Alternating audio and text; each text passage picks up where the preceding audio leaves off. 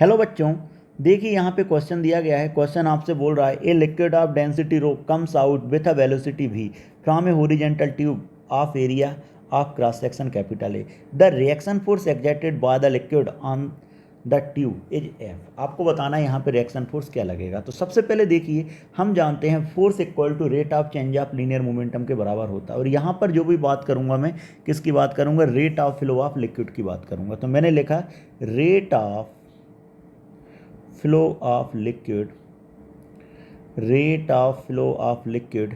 अब देखो जो मैं निकाल रहा हूँ वो कौन सी यूनिट में निकाल रहा हूँ, पहले यूनिट भी लिख देता हूँ, इन मीटर क्यूब पर सेकेंड।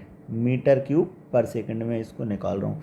तो ये कितना होता है, ए इंटू भी, मतलब कितना, ए भी। अब देखता हूँ आगे क्या लिख सकता हूँ, rate of mass transfer, rate of mass transfer in KG पर सेकेंड, कि पर सेकेंड में कितना मास का ये ट्रांसफ़र कर रहा है, केजी पर सेकेंड में। तो कितना लिख सकता हूँ। अब देखो ये आपके पास क्या आ गया, रेट ऑफ पर मीटर क्यू तो आ गया। अब मुझे क्या चाहिए, तो क्या लिख सकता हूँ, ए भी इंटू रो, जहाँ पे रो मेरे पास क्या है, डेंसिटी। ठीक है, अगर मैं बात करूँ, ये तो मास पता लग गया पर सेकेंड में। अब मैं ऐसा लिख सकता हूँ क्या यहाँ पे, rate of momentum transfer, rate of momentum transfer by the liquid. अब देखिए हम जानते हैं P इक्वल टू कितना होता है, m भी होता है।